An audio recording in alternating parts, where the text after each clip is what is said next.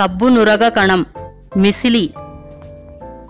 సబ్బు నీటిలో గోళాకారంలో దగ్గరగా చేరిన సబ్బు కణాల సమూహాన్నే మిసిలి అంటారు.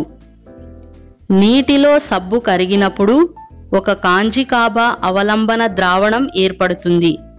దానిలో సబ్బు కణాలు గుంపుగా ఏర్పడి గోళాకృతిలో ఉండే మిసిలిని ఏర్పరుస్తాయి.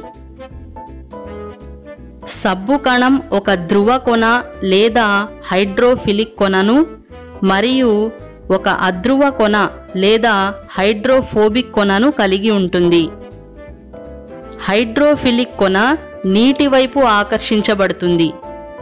హైడ్రోఫోబిక్ కొన జిడ్డు లేదా మురికి వైపు మాత్రమే ఆకర్షించబడుతుంది.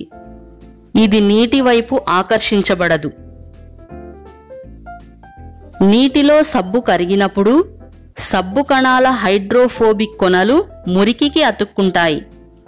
తర్వాత అవి బట్టల నుండి మురికిని వేరు చేస్తాయి.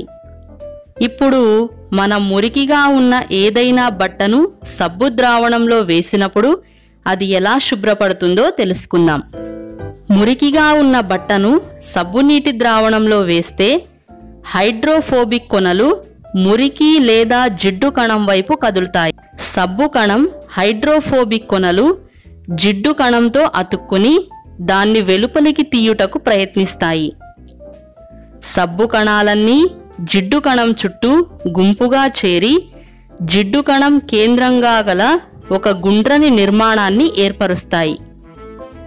సబ్బు కణాల మధ్య ఉండే అయాన్ అయాన్ వికర్షణ వాటిని ఒక దగ్గరకు చేరకుండా నిరోధిస్తుంది.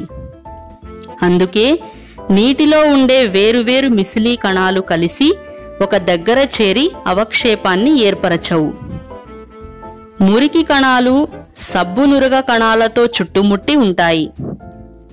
కొంచెం కదిపినా లేదా రుద్దినా దుమ్ము కణాలు సబ్బు నురగ కణాలతో కలిసి బయటకు చేరి నీటిలో కరిగిపోతాయి. అందుకే సబ్బు నీళ్లు మురికిగా అవుతాయి. బట్ట శుభ్రం అవుతుంది. ఈ విధంగా మిసిలి బట్టలలోని మురికిని శుభ్రం చేస్తుంది.